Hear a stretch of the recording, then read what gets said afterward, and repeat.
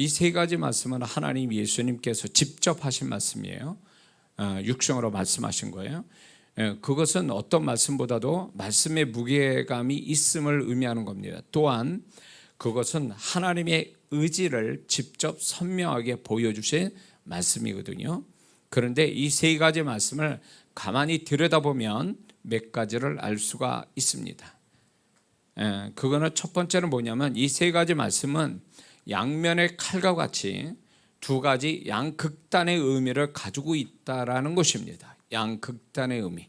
그것은 무엇이냐면 긍정적인 측면으로 보면 놀라운 축복을 약속하는 거지만 이 말씀을 뒷면으로 해서 좀 부정적인 측면에서 보면 스스로 불행을 경험할 수밖에 없다라는 것을 얘기해 주고 있는 것입니다.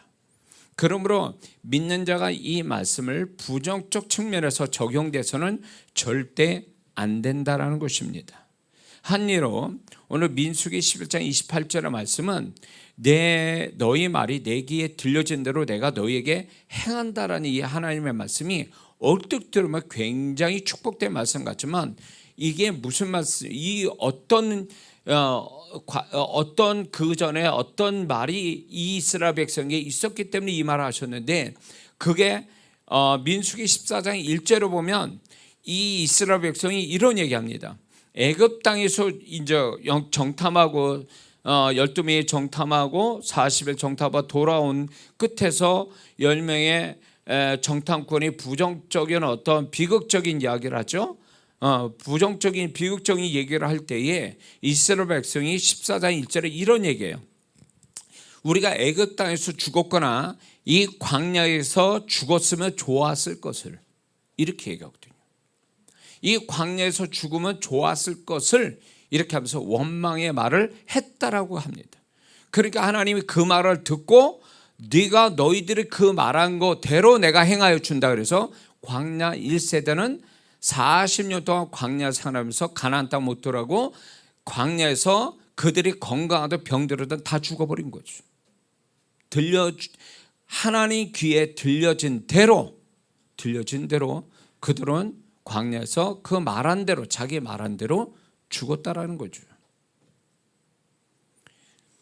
우리가 이렇게 하나님의 말씀을 이렇게 긍정의 말씀이지만 그 긍정의 말씀은 또 부정과 같이 포함할 수 있다라는 것을 우리가 이런 걸 알 수가 있어요. 예를 들어서 예수 믿고 예수 믿으면 죄사함 받고 천국 갑니다. 우리가 전도할 때 이렇게 얘기하죠. 근데 이 말은요, 뒤집어 보면 이거를 부정형으로 바꾸면 예수 안 믿으면 죄 때문에 지옥 갑니다. 이런 뜻이에요. 그러니까 이게 긍정으로 우리가 긍정의 복음의 말을 말하지만 이 복음의 말이 이게 최대의 인간이 들을 수 있는 최대의 축복의 메시지지만 이걸 안 받아들이면 결국 그 사람은 그 뒤에 말하고 싶지 않은 예수 안 믿으면 죄 때문에 지옥 갑니다. 이 말에 그들은 적용받을 수밖에 없다라는 겁니다. 그래서 하나님이 너희 말한 게 내 귀에 들려진 대로 행한다는 말씀은 우리의 말을 얼마나 소중히 여기고 우리의 말을 얼마나 그분이 귀하게 여겨들어서 그 말씀대로의 실상을 만들어준다는 걸 생각하면 굉장히 위로가 되고 힘이 돼요. 기대가 되지요. 그러나 이스라엘 백성처럼 그 말이 자기를 죽이는 말이면 우리가 광야에서 죽었으면 좋을 걸 이렇게 말하는 것을 하나님이 들으시고 그래 네가 그렇게 말했어? 그럼 내가 네 말대로 해줄게 할 때에 이들이 자기가 말한 대로 하나님이 그렇게 행하여도 할 말이 없는 거예요. 그러니까 이 말씀은 굉장히 무서운 말씀이에요. 양면의 칼과 같은 거예요. 한쪽으로 쓰면 좋은 거지만 잘못 쓰면 그게 베어서 치명상을 입을 수 있는 그런 양면의 칼과 같은 거죠. 하나님 예레미야 말씀에 네 행실대로 보응한다는 말이 어떻게 보면 얼핏 들으면 내가 주님에서 잘했는데 그러면 그게 기대감이 되고 축복의 메시지지만 정말로 그때 당시 예레미야 그때 말하는 배경이 그 그들의 유다 백성들은 하나님께 우상 숭배하고 불의를 행하는 그런 것들에 내가 보응했다 이렇게 하나님 말씀하니까 얼마나 무서운 얘기예요 이게. 그러니까 하나님의 말씀이 우리가 어떻게 하느냐에 따라 그 말씀이 내게 끝없는 축복도 되지만 내가 그렇지 않으면 그 말씀은 나한테 징계와 심판의 말씀이 될 수 있다는 거죠. 믿음대로 되라. 이 말씀은 신약의 새로운 어떤 우리에게 신앙의 형태를 얘기하는 거거든요. 구약이 없는. 근데 믿음대로 되라할 때 믿음도 두 종류죠. 긍정적 믿음이 있고 부정적 믿음이 있어요.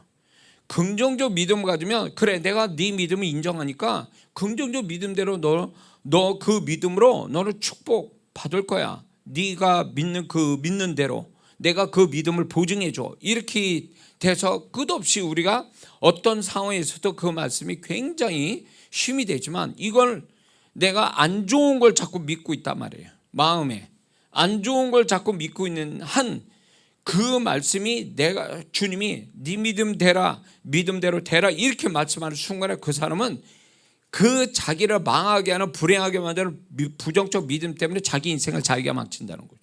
그러니까 하나님 탓도 아니죠. 그렇기 때문에 이 말씀은요 우리에게 굉장히 힘이 되고 위로되고 축복의 말씀이지만 잘못하면 이 우리 태도가 잘못되면 이 말씀은 징계요 심판의 말씀이 될 수 있다라는 것에 대해서 우리에게 특징이 있음을 우리에게 얘기해 주고 있습니다. 두 번째는 이 세 가지 말씀은 우리 자신의 인생이 잘 되려면 이 세 가지가 무엇보다도 중요하다는 것을 강조하고 계신 거죠. 하나님과 예수님이 강조하고 계십니다. 하나님은 우리가 좋은 환경이 있어야 잘 된다고 말씀하지 않습니다. 그런데 이 세 가지 긍정적 모습을 가지게 된다면 만약 환경과 상관없이 잘 되게 하여 주신다고 약속하고 있다는 것입니다. 하나님은 네 행위대로 보응하겠다. 너의 말한 대로 내가 행하겠다. 그 다음에 네 믿음대로 되라고 하신 이 말씀이 환경하고는 상관이 없다는 거예요. 우리가 어떤 환경이 있든 상관없이 그 말씀 그대로 실행해 옮기신다고 하나님이 약속해 주는 거예요. 그래서 예수 믿는 사람은 환경에 너무 그거를 믿음 삼고 그걸 하나님 삼으면 하나님이 그걸 초월해서 역사하신 하나님의 약속을 놓칠 이걸 믿지 않고 하나님 말씀을 버릴 확률이 높다라는 거예요. 자, 여호수아 1장에 보면 하나님께서 네 율법을 지키면 너는 어디 가도 형통한다 라고 말씀할 때에 환경과 상관없이 형통한다는 거예요. 그 안에 가로 열고 환경과 상관없이 가로 닫고 형통하리라 이 뜻이에요.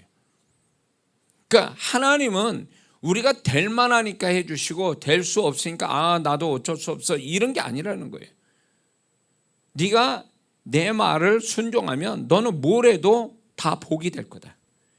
네가 내 말을 불순종하면 네가 좋은 환경에 있어도 넌 저주받는다. 이게 구약의 약속의 형태거든요. 그렇기 때문에 하나님이 이 말씀은 결국 뭐냐면 환경과 상관없이 이 세 가지 말씀이 긍정적 태도만 갖게 되면 너는 상관없이 너는 복을 받게 돼 있다. 내가 행하여 너는 복을 받게 돼 있다. 이렇게 약속해 주는 거죠. 믿습니까? 세상은 이렇게 생각합니다. 한 사람이 인생을 만드는 거 그 IQ, 학벌, 열심, 지위, 명예, 성품, 재능 이런 걸로 그 사람 인생을 모양을 만들어 갑니다. 그러나 예수 믿는 사람은 그거 가지고 인생의 모양을 만들지 않습니다. 하나님이 이 세 가지 말씀을 통해서 우리가 뭘 할 수 있냐면 우리 믿는 자의 인생의 궁극적인 인생을 만들어가는 건 이 세 가지다. 왜? 하나님이 우리 인생을 그렇게 만들어가기 때문에 그렇다는 거예요. 그래서 우리는 내 인생에 만약에 내 인생에 왜 난 좋은 환경에 있어서 안 되고 또 안 좋은 환경에서 난 잘 될까를 할 때에 우리는 이걸 생각해 봐야 된다는 거예요. 내가 무슨 말을 하나님께 했으며 내가 어떤 행실을 그분한테 보였고 나는 어떤 믿음을 표현했는가를 살펴야 된다는 거죠. 그걸 보면 그것이 있으면 환경과 상관없이 그것이 실상이 되게 하신다는 거죠. 하나님이 의지를 가지고 실상되게 하신다고 약속해 주고 있는 거죠. 그러므로 예수 믿는 사람은 환경에 매달려서 환경이 주인 되고 환경에 하나님 우상이 돼가지고 거기에 매달려 살 게 아니라 내가 하나님이 뭐라고 말씀하고 하나님이 뭔가 움직여 주시는 의지를 가지고 행동하게 주시겠다라고 하는 그거로 좀 살펴볼 필요가 있다는 거예요. 그러면 그거를 붙잡으면 그 사람은 결국은 그 말씀대로 할 때 실상을 만들어 주시는 하나님을 경험한다. 하나님. 자기 노력의 산물을 보는 게 아니라 하나님을 보게 된다는 거예요.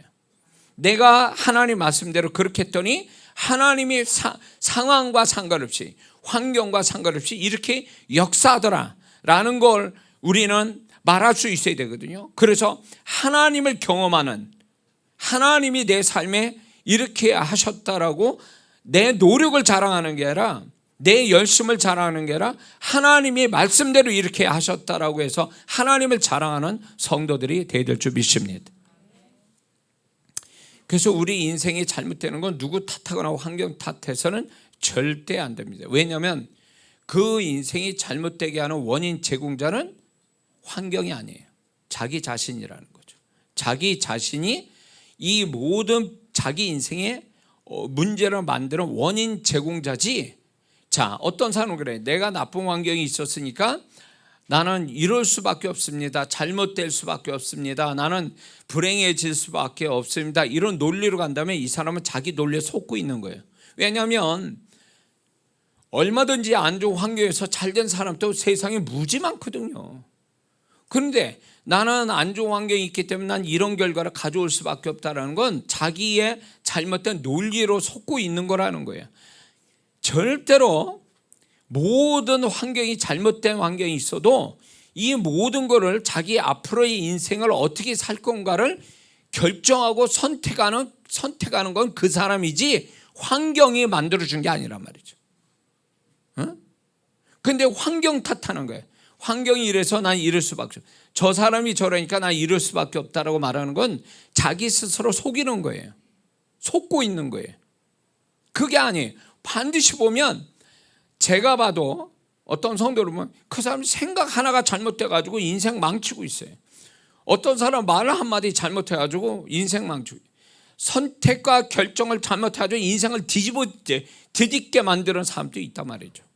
그러니까 자기가 결정한 거예요. 자기가 원인 제공이 간접적인 원인 제공이 있어요. 환경이 있고 다른 사람, 악한 사람이 있을 수 있어요.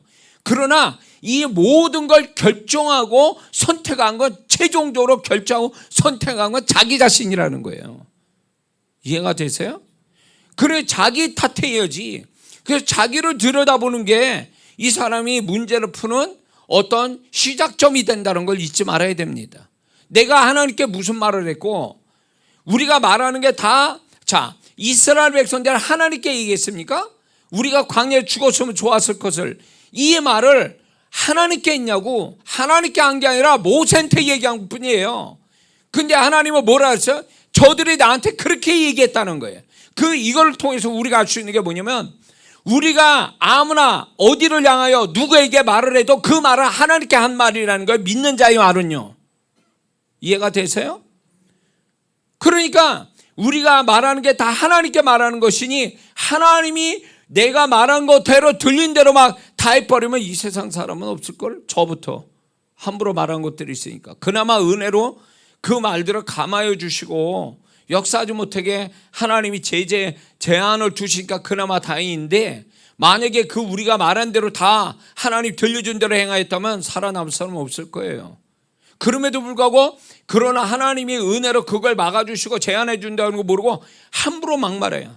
사람한테, 자식한테, 다른 사람한테, 아내나 남편에게 또 환경에 막 그냥 막 이분 누가 뭐 제재하지 않으니까 막말하는데 그게 하나님께 대고 얘기한다는 것을 인식을 못하는 거죠. 하나님을 향하여 말하고 있다는 의식이 없으니까 막말하는 거거든요. 사람 안 본다고 막말해요.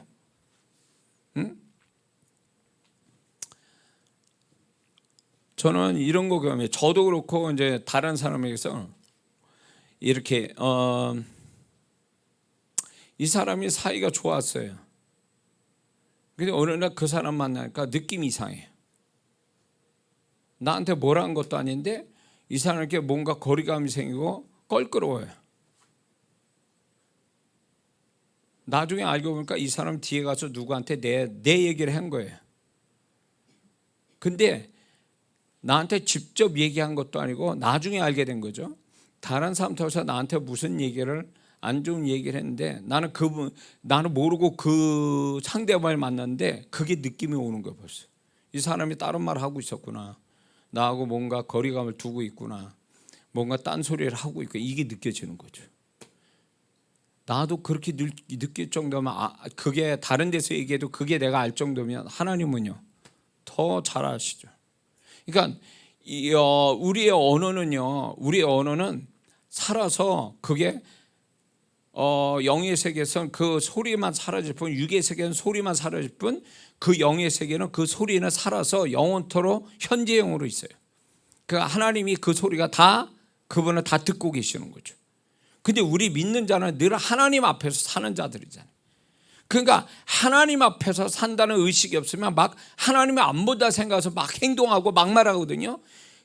자기가 그렇게 생각해도 그렇게 안 믿는다죠. 상관없어요. 하나님은 다 너희들은 내 눈앞에 사는 거고 네가 행하고 말하는 거 다 내 눈앞에 하고 있는 거야 라고 그러는 거거든요. 그러니까 이런 하나님의 의식이 하나님 앞에서 코람데오 라틴어로 그러죠. 하나님 앞에서 사는 의식이 없으니까 막 말하고 막 행동하는 그것이 결국 자기 인생의 발목을 잡는다는 거죠. 그래서 자기 인생에 왜 잘못되는가 안 되는가를 환경과 사람을 탓할 게 아니라 과거에 자기가 뭘 어떻게 했느냐는 거예요. 어떤 행실을, 어떤 믿음, 어떤 말을 했느냐는 거예요. 하나님 앞에서. 그걸 보면 다 정답이 나오게 됐어요. 그런데 이 간단한 정답을 자기에서 찾는 게 아니라 다른 사람, 다른 환경에서, 다른 상황에서 자꾸 정답을 찾으니 정답이 안 나오죠. 탓하고 그러니까. 그러니까 이 사람은 자기에서 정답을 안 찾으니까 계속 다른 데서 답을 찾으려고 탓을 하다 보니까 이 사람은 계속 쌓이는 거야. 자기 인생의 불행과 계속 쌓이게 만드는 거지. 예수 믿으면서도 망하는 자가 되는 거예요. 그렇게 되면은. 그러니까 하나님이 자기를 알고 회개하고 잘못한 거 회개하고 용서로 구하면 이게 보혈로서 예수님의 이름으로 성령으로 말미암아 다 삭제가 되고 소멸되고 없어질 텐데 이 작업을 안 하는 거예요. 왜? 하나님이 안 듣는다 생각하고 자기는 딴 데 가서 정말로 그냥 하나님 모르는 데서 뭘 했다라고 생각하니까 이거를 변명되고 핑계대고 안 그런 척하고 은폐하고 이러니까 그게 결국 자기 인생을 망쳐가는 거예요 지금.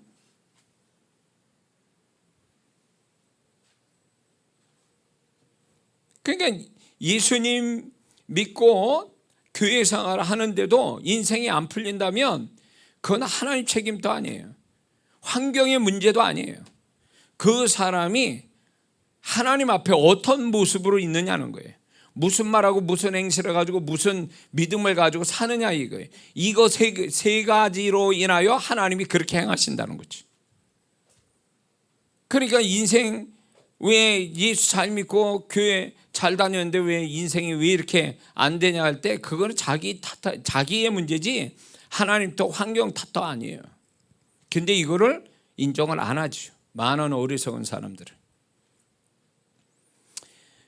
그래서 우리는 예수 믿는 사람은 지금 이 말씀을 우리가 이 말씀으로 인하여 우리가 깨달아야 되고 확신을 가져야 될 게 우리는 하나님 앞에서 살아서 그분 앞에서 모든 거를 그분이 내가 어떻게 하느냐에 따라서 그분이 나타남이 다르다는 거를 이렇게 얘기하고 계시는 거죠.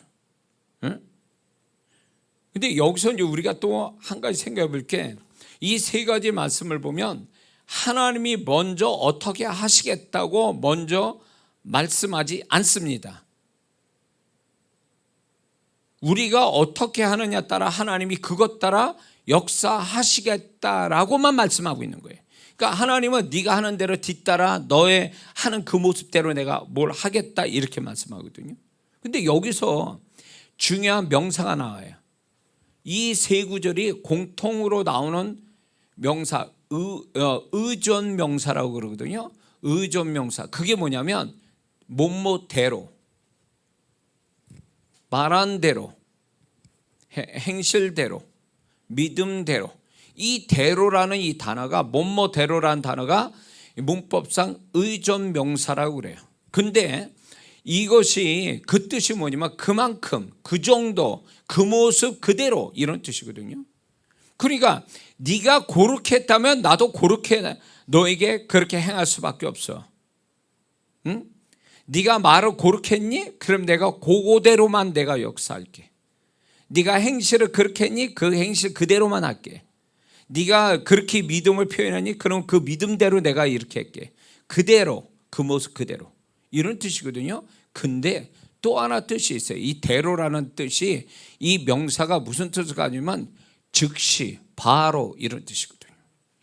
그러니까 네가 말한 즉시 내가 행동하고, 네가 행실 그 바로 내가 행하고, 그리고 네가 표현한 대로 내가 그렇게 표현한 즉시 내가 그대로 나타낼 거다, 이런 뜻이에요.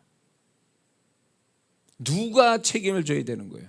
하나님이 그렇게, 그 하나님 문제가 아니에요. 그래서 예수 잘 믿어간다는 게 뭘 얘기한 줄 아세요? 가면 갈수록 주님 만나서 말씀의 깊이를 알고 주님 만나가서 자기를 너무 잘 알아간다는 거예요. 자기를 잘 아는 게 자학하라는 얘기가 아니에요.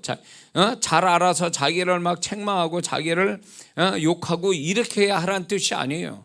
자기를 알아갈 때에 내가 모든 게 문제구나, 주님 앞에서 내가 또 이런 게 문제구나, 자기 문제의식을 가짐으로 인해서 좀 더 주님을 닮아가려고 그러고 자기의 잘못된 걸 자꾸 버리려고 하고 주님 닮아가려고 하니까, 이 사람은 그런 의식을 가지고 살아가니까 점점 주님을 닮아가는 게 많아지는 거죠.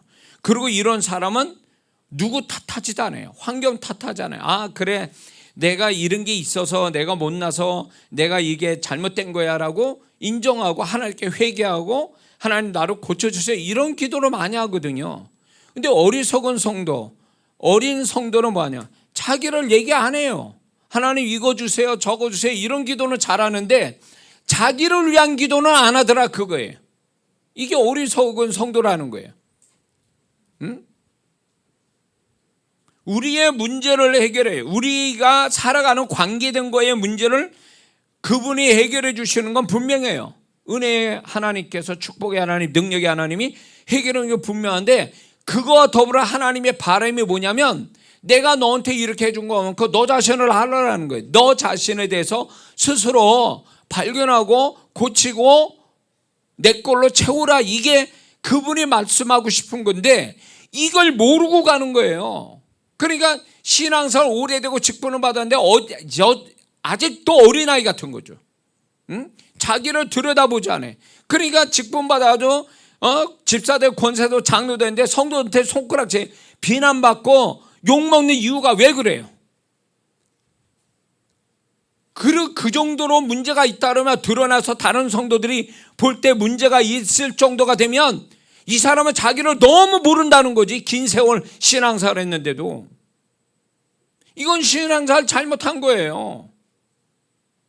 자기를 들여다봐야지. 세월이 갈수록 세밀하게 자기를 보면서 주님, 나의 이런 못난 모습을 고쳐주시고 저를 은혜로 주시고 주님의 마음으로 덮어주시고 이러면서 자기의 모습을 계속 발견해갈 때, 그러면서 이제 자기 환경과 사람 이런 어떤 관계된 게 문제가 될 때 자기를 먼저 들여다보며, 그러면서 하나님께서 나를 고쳐주시고 이러다 보면 주님 앞에 자기가 고침받은 만큼 자기 문제도 또 해결해가는 걸 발견하는 거거든요. 그게 하나님의 방법이에요. 하나님 그걸 원하는. 근데 자기를 들여다보지 않아. 자기를 들여다보지 않고 그냥 문제만 해결해달라고, 이거 달라고 저거 달라고 해결해다, 이것만 자꾸 주야장창 얘기하니까 하나님이 어린 성도니까 그냥 주시고 축복하지만 하나님이 그 성도에게 말하고 싶은 건 바로 이런 거예요. 주시면서도 껄쩍지근하실걸요, 그분이. 왜? 얘는 이걸 주면은 자기가 좀 뭔가 자기를 발견해서 하나님 앞에 고침받은 저기 좀 나은 자기 존재를 가지고 이거를 하나님 축복을 가지고 관리를 해야 되는데 하나도 고침을 못 받은 거예요. 신앙생활 5년이면 5년짜리에 자기 내면을 보고 고침받아야 되는데 5년 돼도 10년 돼도 처음 구원받을 때 그 모습이니 하나님이 그걸 안심하고 축복을 주시겠냐 이거예요. 그러니까 축복이 더 없죠.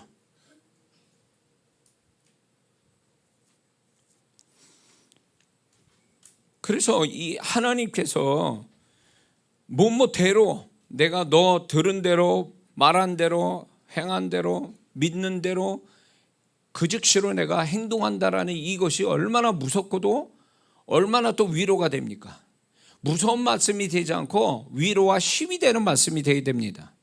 그러려면 우리가 분명히 그분 앞에서 우리 자신을 자꾸 들여다보고 내가 나 자신을 자꾸 문제를 찾아가고 이런 것들이 사단이 치고 들어와서 역사하지 못하게 자꾸 주님의 것으로 채워서 가는 온전한 사람이 되어가는 것, 이게 신앙의 아름다운 모습인 줄 믿습니다. 특히 우리가 안 좋은 날, 안 좋은 상황 속에 놓였을 때 우리는 이 세 가지를 기억해서 이 세 가지로 말미암아 불행이 축복으로 안 되는 데서 되고 없는 데서 있게 되는 이런 역사를 우리는 이 세 구절을 통해서 봐야 될 줄 믿습니다. 그래서 저는 이 말씀이 위로도 되면서 굉장히 뭐라 그럴까, 이 말씀이 두려운 말씀이 돼요. 그래서 잘 될 때 이 세 가지의 말씀이 두렵고 안 될 때는 힘이 되고 위로가 되는 말씀이 돼요, 이게. 그래서 여러분들이 잘 될 때 조심하세요. 세 가지를. 오늘 이 세 가지를. 안 될 때에 여러분들 이 세 가지를 붙들고 이 환경을 초월해서 네가 뭐하면, 네가 말하면 내가 즉시로 그대로 행할게. 네가 어떤 환경이 있든 상관없어. 나는 네가 말한 걸 그 즉시로 환경을 뒤집어서라도 나는 그 말대로 해줄 거야. 이런 하나님을 만나야죠. 믿습니까? 우리가 살아가면서 정말 극적이고 아주 드라마틱하고 이런 것은 결국 뭐냐면 하나님을 경험하는 삶. 하나님, 내 안에 계신 하나님, 내 삶에 계신 하나님, 환경을 초월하고 상식과 계산을 초월해서 내게 역사하신 그 하나님, 그 하나님 만날 때 한 사건만 있어도 이 사람 살아가는 보는 눈이 달라질걸요. 삶을 보는 눈이. 우리는 그걸 경험해야 돼요. 한 번만 아니라 살아가면서 계속 경험돼야 돼요. 이 경험될 때에 이 사람은 누구도 못 이겨요. 이 사람은 어떤 것에도 매이지 않고 어떤 것에도 실패하지 않습니다. 믿습니까? 그러기 위해서 우리는 이 세 가지를 우리는 마음속에 품고 살아야 돼요. 하나님이 내가 말한 대로, 그분 앞에 말한 대로, 내가 행실 가진 대로, 내가 믿음을 표현한 대로 즉시로 행하시는, 작업하시고 움직이시는, 행동하시는 그 하나님이 계신다는 거에 우리는 더욱 기뻐하고 감사하는 영혼이 되어야 될 줄 믿습니다. 그러기 위해서 그런데 우리가 이 세 가지가 좋은 쪽으로 사용하지 못하게 사단은 교묘하게 역사한다는 것입니다. 첫 번째는 우리 마음에 하나님을 믿고 말씀을 믿는 믿음이 아닌 마귀는 온갖 죄된 것, 세속적인 것, 잘못된 지식, 마음의 상처를 받을 수 있는 것들을 눈으로 귀로 부어넣어서 궁극적으로 그것들이 뭉쳐가지고 부정적 믿음을 갖도록 역사해 간다는 것입니다. 그래서 우리가 역사하시는 네 믿음대로 내가 즉시로 역사할 거야. 하나님이 인정하는 그 믿음이 아니라, 하나님 축복하는 믿음이 아니라 마귀는 또 다른 가짜 짝퉁 믿음을 만든다는 거예요. 그게 뭐냐면 눈으로 귀로 넣어주는 게 뭐냐면 우리가 죄된 거 자꾸 보게 하죠. 듣게 하지요. 그런 걸로 마음에 상처받지요. 그걸로 자꾸 고정관념화되죠. 이런 것들이 결국 마귀는 그걸 하나에 뭉쳐가지고 부정적 믿음을 만들어버려요. 그렇기 때문에 이 부정적 믿음에 관해 이 부정적 믿음이 역사하지 못하게 한다는 거 굉장히 중요할 줄 믿습니다. 그래서 예수 믿는 사람이 하나님이 구원받을 때 믿음을 주셨어요. 그 믿음으로 축복을 충분히 받을 수 있는 사람이에요. 그럼에도 불구하고 이 믿음을 쓸 생각은 안 하고 세상이 주는, 죄가 주는, 세상 살아가면서 마귀가 주는 그 믿음을 받아가지고 그 부정적 믿음으로 사는 거예요. 그게 아니면 노력과 열심으로 그냥 사는 거예요. 그러니까 예수 믿는 사람은 믿음으로 얻을 게 하나님 분명히 삶에 세팅해 놨는데도 불구하고 믿음을 쓰지 않고 노력과 열심 가지고 사니까 믿음으로 얻어질 축복이 다 날아가 버리는 거예요. 왜? 근데 그 믿음을 쓸 수 있는 사람인데도 왜 못 쓰냐? 그 믿음이 갇혀버려서 뭘로?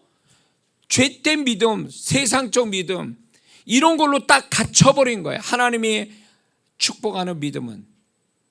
그래서 우리는 세상을 살아가면서 너무 눈으로 보고 귀로 들은 게 하나님 말씀과 하나님 말씀, 하나님의 존재를 의식하는 이 믿음보다 우리는 너무 눈에 보이는 세상적인 것, 죄된 것들을 너무 많이 보고 들으니까 나도 모르게 이게 믿음화돼 버린 거예요. 이걸 조심해야 돼. 이거를 나도 모르게 믿음화돼 버린 거. 1 더하기 1은 그렇게 교육받아가지고 2라고 진리로 믿는 이것, 이 상식과 계산, 이것이 결국 우리의 믿음이 돼가지고 하나님이 주시는 믿음. 우리는 분명히 알아야 됩니다. 이 세상은 믿음으로 창조된 세상이라는 걸 잊지 말아야 됩니다. 하나님이 믿음으로 세상을 창조했고 우리에게 그 믿음을 주시고 그 믿음이 실현될 수 있는 세상이라는 걸 하나님이 분명히 우리에게 가르쳐주고 있는데 우리는 그 믿음을 하나님으로부터 받고도 믿음을 쓰지 않고 세상 사람이 갖고 있는 상식과 계산으로 열심으로만 사니까 하나님이 믿음을 가지고 축복해 주는 거 하나도 없는 거예요. 그러니까 예수 믿는 사람이 착한 행실만 가지고 살긴 살지만 풍성한 축복이 없는 이유가 뭐냐면 믿음으로 얻어야 풍성한데 믿음을 쓰지 않으니까 겨우겨우 살아가는 거예요. 율법적 착한 행실, 상식과 계산, 세상 사람 같은 열심, 틀린 건 아니에요. 잘못된 건 아닌데 이거 가지고 살아가니까 결국 겨우 세상 사람과 세상 사람만큼만 얻는 거예요. 근데 하나님은 우리에게 믿음을 통해서 어마어마한 또 다른 인생, 또 다른 삶의 어떤 형태가 있음에도 불구하고 이걸 하나도 경험 못하는 거예요. 그 믿음을 표현하지 않게, 표현을 못하게 만들죠. 아예 표현을 못하게.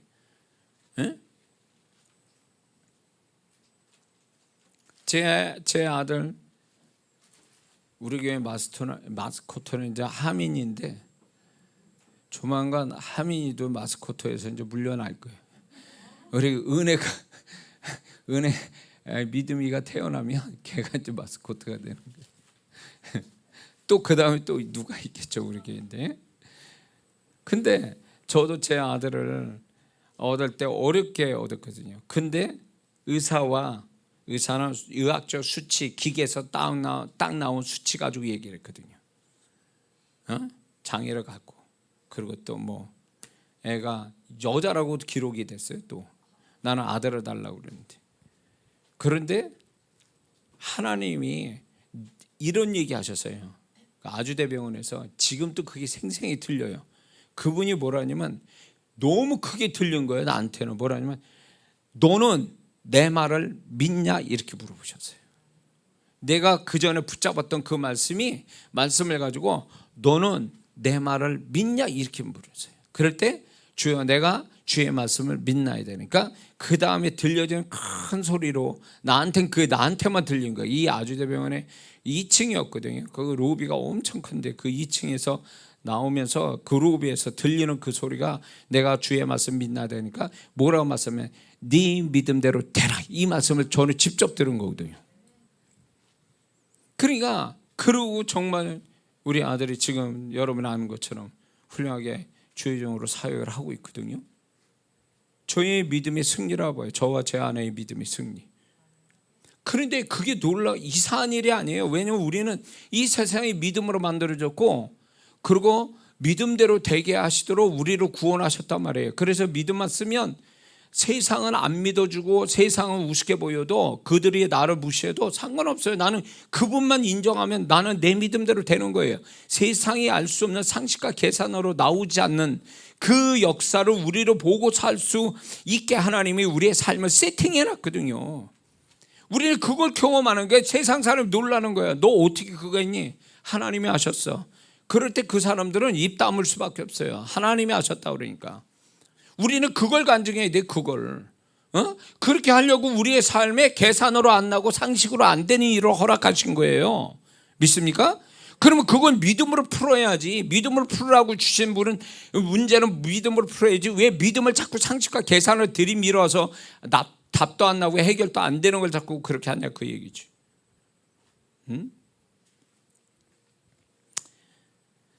그래서 마귀는 계속 우리 믿음을 쓰지 못하게, 잘못된 짝퉁 믿음을 덮어 씌워가지고 그 믿음 쓰지 못하게, 엉뚱한 믿음, 자신을 불행하게 믿음을 자꾸 갖도록 유도한다는 거 속지 말아야 됩니다. 그래서 어떻게 되냐, 우리가 짝퉁 믿음, 나를 불행하게 만드는 마귀가 주는 그 믿음을 갖지 않기 위해서 어떻게 하냐면, 자기 전에 반드시 내가 하루에 눈으로 보고 귀로 들어온 걸 다 씻어내야 돼요. 보혈로 씻어내고 말씀으로 씻어내고. 그래서 이게 내 눈으로 귀로 들어온 것들이 자리를 잡지 못하게 만들어야 돼요. 그리고 대신 내 안에 나를 축복하는 말씀을 다시 되돌려 이렇게 듣게 만들어 주는 거죠.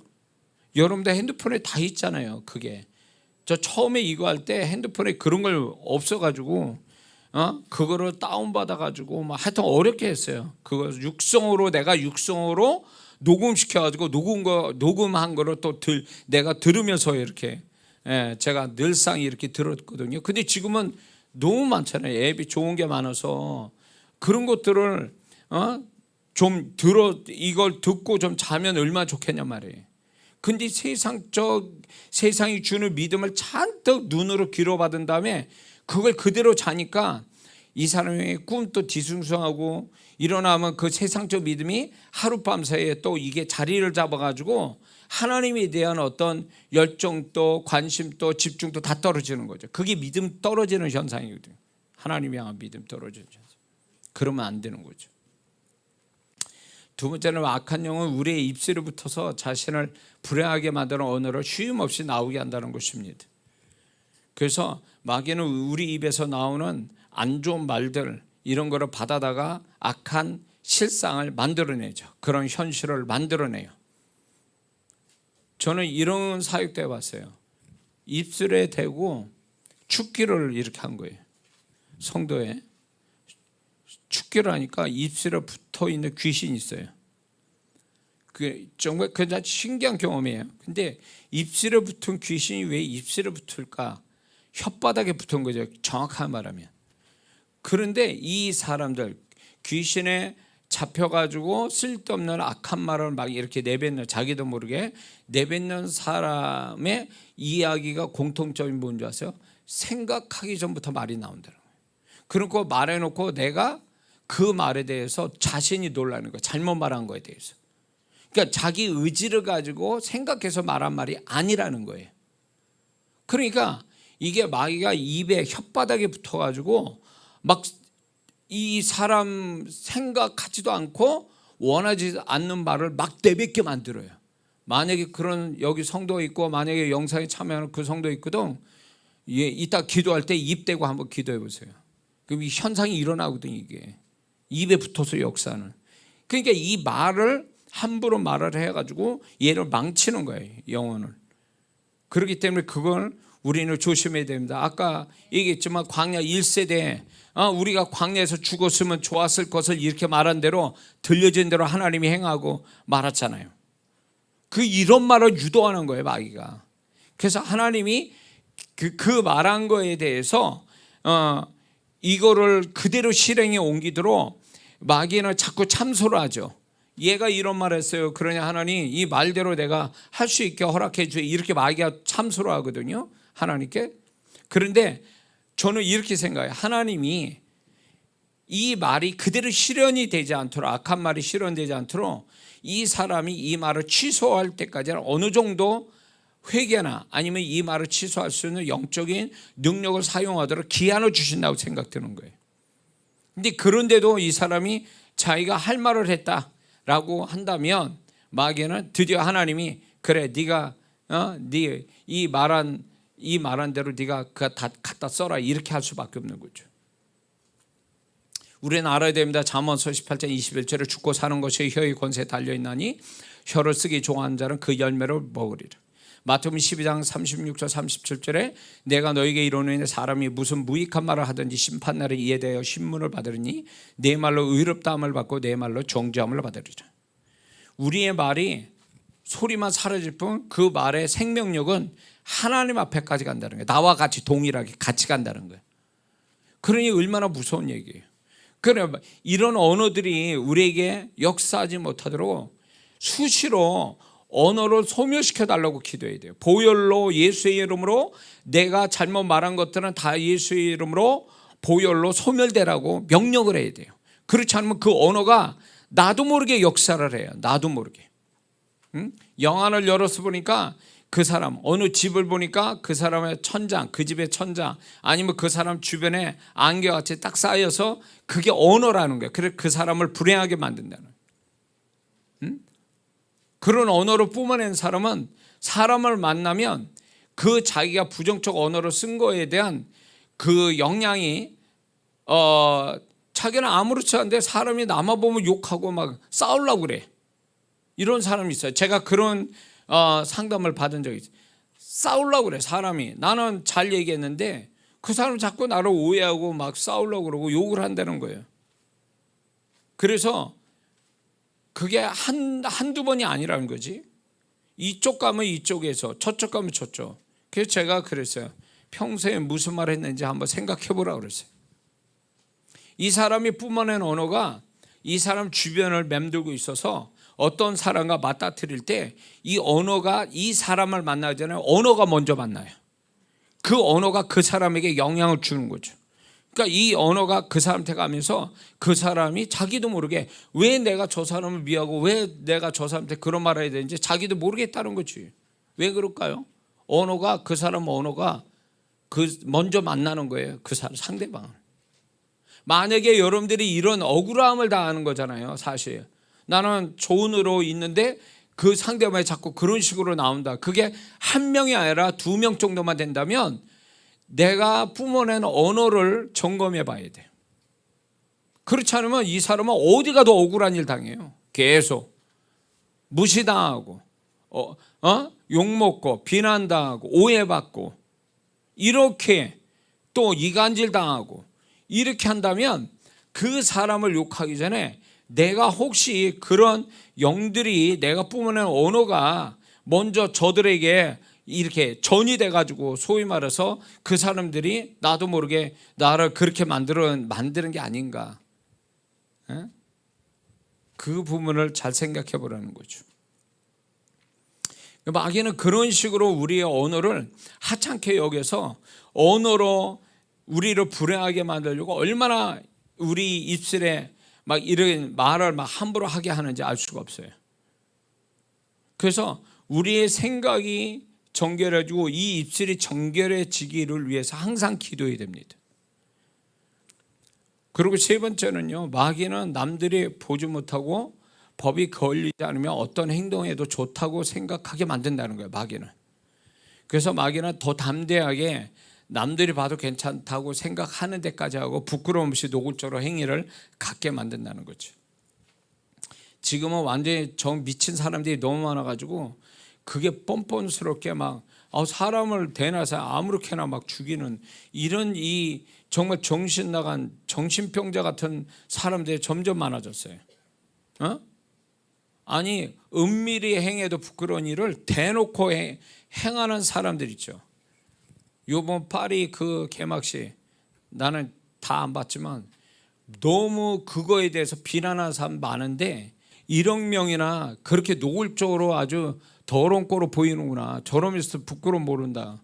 이런 것들이 마귀의 전략이에요. 이제는 옛날에 은밀히 숨겨서 부끄러운 짓을 하는 것을 이제는 드러내놓고 아무 문제 없다.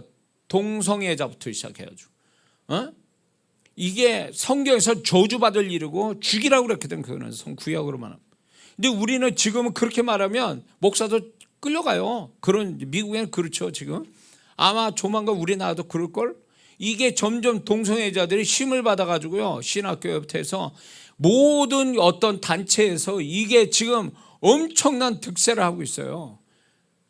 그래가지고 막 이제 그런 거로 옹호하는, 정치적으로 옹호하는 그런 나쁜 사람들이 옹호를 하니까 힘을 받는 거예요. 그래서 법을 만들고 세상이 지금 이 지경이 돼버렸어요. 그러니까 성경 반대로 가고 있는 거에 대해서 누구도 그 얘기를 아니다라고 얘기 못하고 그런 것들을 수용하거나 아니면 속으로만 얘기해요. 근데 그건 비난받을 짓이란 말이에요. 성경, 특히 예수 믿는 사람은 그게 구약의 말씀대로 하나 이렇게 저주받은 자여 죽이는 자란 말이지.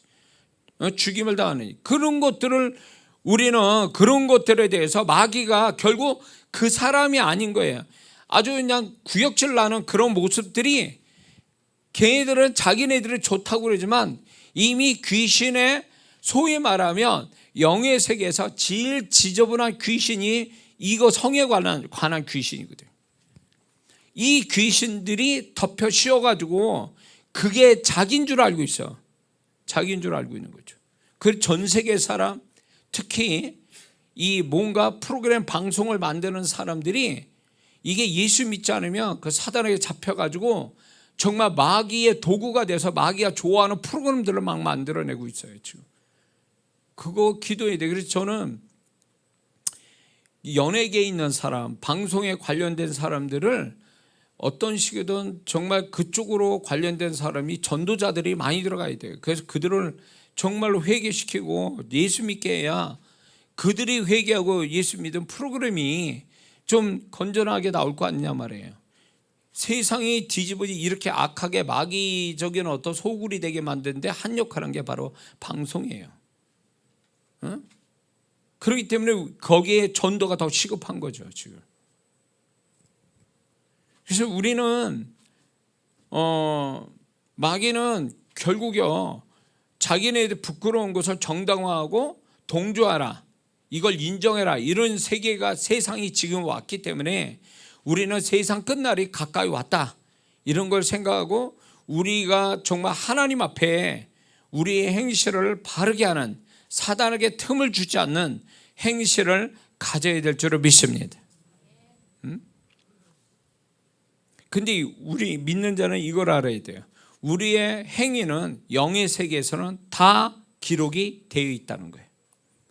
그러니까 제가 사역할 때 그런 걸 얘기를 많이 하잖아요.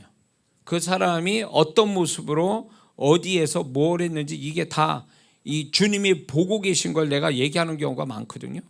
그게 보면 섬찟해요. 왜냐하면 무서워요. 왜냐하면 그분 앞에 그건 살아있는 거예요.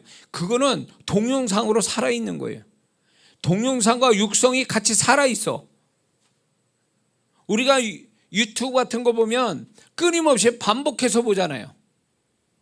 어제도 보고 오늘도 보고.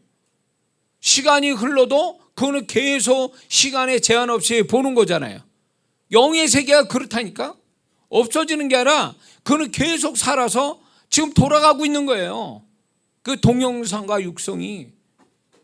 그러니까 영의 세계를, 제가 영의 세계로 경험하면서 무섭다는 생각 드는 거예요. 이거를 처리하지 않으니까, 영의 세계가 잘못되니까 이 사람은 백날 육의 세계에서 해봐야 안 되는 거예요.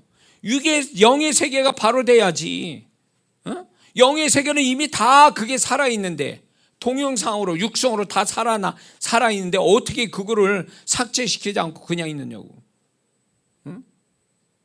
이 회개에서 예수님 보혈로, 예수님의 이름으로 이런 걸 다 삭제시켜야 되거든요. 안 하고 이거를 그냥 놔뒀다가, 마귀는 영의 세계에 존재하는 자잖아요. 그러니까 영의 세계를 다 알아. 그러니까 이 마귀가요, 예수 안 믿는 자가 점쟁이한테 가잖아요. 다 얘기해 줘. 왜? 영의 세계는 그게 다 살아 있으니까 안 지워지고, 그러니까 그거를 마귀는 그 영의 세계에 존재하고 있는 마귀는 그걸 다 알고 있거든, 내용을. 그가 뭐 점쟁이한테 주는 건 뭐 이거 식은 죽 먹히지 뭐. 알아내는 게. 예?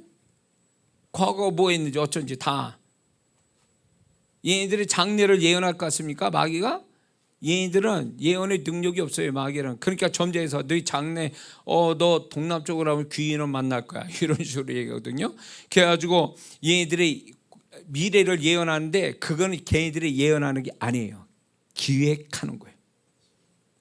소위 말해서 얘네들이 이렇게 말해놓고요, 그걸 맞춘다고. 이렇게 사람을 기획을 해놓고 그 사람을 끌고 그렇게 맞춰가서 정말 맞네 이렇게 믿게끔 만드는 하나의 조작 현상이지, 하나님처럼 예언하시는 게 아니에요. 예언하는 게 아니라 걔네들은. 근데 이 정신 나간 또 예수 믿는 사람이 점쟁이한테 가고 무당 찾아간 사람도 있어요, 사실은. 그래가지고 거기가 더 신통하다는 거지. 우리 목사님보다 걔 점쟁이가 더 신통하다는 거예요. 이 말이나 됩니까? 안 되는 거지. 그래서 영의 세계를 잘 정리를 해야 돼요, 예수 믿는 사람은. 그러니까 내가 영의 세계에서는 다 그게 살아있단 말이에요. 쉽게 표현해서 동영상과 육성은 다 살아있어요. 그렇기 때문에 그것이 하나의 유튜브에 영상이 하나 만들어지잖아요. 그거를 원 제작자가 없애기 전까지는 그 동영상은 계속 몇백 년 동안 그건 살아남아 있는 거예요. 그렇죠? 시간이 가도. 그 만약에 30년 전 일이야, 그게 동영상에 만들어서, 그러면 30년 후에도 그거는 시간만 흘러 뿐 30년 그거는 그대로 남아 있잖아요. 똑같아요, 영의 세계. 그러니까 영의 세계를 바꿔놓지 않으면 위험하다는 거죠. 이게 잘못된 건 빨리빨리 버려야 돼요. 그래서 하나님이 축복할 만한 그 영의 세계를 만드는 것이 굉장히 중요하다는 사실을 우리는 깨달아야 될 줄 믿습니다. 그러므로 우리가 이런 게 있어요. 악한 행위가 아니라 선한 행실을 가져서 내가 영의 세계에 하나님께서 내가 선한 행실에 남아 있어서 하나님이 마음껏 축복하시는 선한 행실이 가져야 되는데, 선한 행실을 잊어버려도 상관없어요. 왜? 하나님은 알고 계시니까. 그러니까 선한 행실을 굳이 기억할 필요 없어. 악한 행실만 기억해서 없애버려야지 선한 행실을 기억 안 해도 돼. 왜? 하나님 아셔서 뭐라 하냐면 마태복음 6장 4절 내 구자함이 은밀하게 하라. 은밀한 중에 보시는 너희 아버지께서 갚으시리라. 사도행전 10장 2절 4절에 그가 경건하여 온 집으로 더불어 하나님을 경외하여, 고넬료 얘기예요. 백성을 많이 구제하고 하나님께 항상 기도하더니 천사가 가로되 내 기도와 구제가 하나님 앞에 상달되어 기억하신 바가 되었으니. 기억하신 바가 되었으니. 그러니까 여러분들이 하나님께 잘한 거는 굳이 그걸 공치사하지 말고 그냥 잊어버려요. 잊어버려도 괜찮아요. 왜냐하면 하나님만 알고 계셔서 때 되면 그거를 하나님이 보상하시니까. 할렐루야. 우리가 어떤 행실을 가졌든 우리의 행실이 하나님 보시기에 축복받을 만한 행실이 늘 있어야지. 그렇지 못하면 빨리빨리 우리가 실수할 수 있어요. 잘못할 수도 있어요. 그러면 예수님의 보혈로 자꾸 없애버려야 돼요. 영의 세계가 정결함, 내가 접하고 있는 영의 세계가 하나님이 축복할 만한 영의 세계로 만들어야 돼요. 그러는 보혈과 예수의 이름이 항상 들어가야 돼요. 할렐루야. 근데 우리는 이걸 알아야 됩니다. 우리는 이 땅에서 한 번 심판받고 죽어서 또 한 번 그리스도의 심판대 앞에 섭니다. 이렇게 얘기합니다. 전도서 12장 14절 하나님은 모든 행위와 모든 은밀한 일을 선악간에 심판하시리라. 고린도 후서 5장 10절을 보니까 이는 우리가 반드시 그리스도의 심판대 앞에 드러나 각각 선악간의 그 몸으로 행한 것을 따라 받으려 함이라. 우리는 이걸 알아야 돼요. 지금 우리가 선한 행실을 했는데 보상을 못 받아서 속상하고 낙심하지 마세요. 하나님이 이런 게 있어요. 이 땅에서 보상 못 받으면 하나님이 심판대 가서 보상을 받습니다. 근데 분명한 사실은 이 땅에서 내가 잘 하잖아요. 그러면 이 사람이 살아가는데 정말 적당한 때에 살아있을 때 선한 행실에 보상을 줘요. 히스기야 왕처럼. 그러니까 이 땅에서 보상하시는 거예요. 그래서 보상하시지만 또 하나가 뭐냐면 심판이 있어요. 잘못하면 다윗같이 잘못하면 살아있는 동안에 징계를 받잖아요. 징계와 보상, 이거는 이 땅에서만 믿는 자를 하시는 게 아니라 우리가 죽어서 그리스도의 심판대 가면은 선악간의 판단을 받는다는 거예요. 징계는 뭔지는 모르겠지만 보상을 받겠죠. 그래서 우리가 이 땅만 징계와 보상이 있는 게 아니라 그 나라 갈 때 징계와 보상도 같이 있는데, 그래서 우리는 그분 앞에 설 때는 징계는 없고 보상만 있는 그런 상을 받는 그런 사람이 되어야지, 뭔가 하나 이렇게 책망받는 그때 가서 책망받는 존재가 돼서는 절대 안 될 줄 믿습니다. 우리는 이 땅을 살아가면서 우리는 하나님 앞에 살고, 하나님께서 분명히 이 세 가지, 우리에 대한 세 가지를 액션, 행동을 취하겠다고 아주 단호하게 말씀한 이 세 가지에 대해서 우리가 어려울 때는 위로와 힘이 되게 이 말씀 붙잡고, 잘 될 때에 우리는 이 말씀을 경계로 삼아야 될 줄 믿습니다. 그래서 들려진 대로 행하여 주신 분, 행실대로 보응하신 분, 믿음을 표현한 대로 믿음대로 되게 하시는 분, 우리는 그분을 의지하면서 우리는 늘 매일매일 살아가야 될 줄 믿습니다. 기도합니다.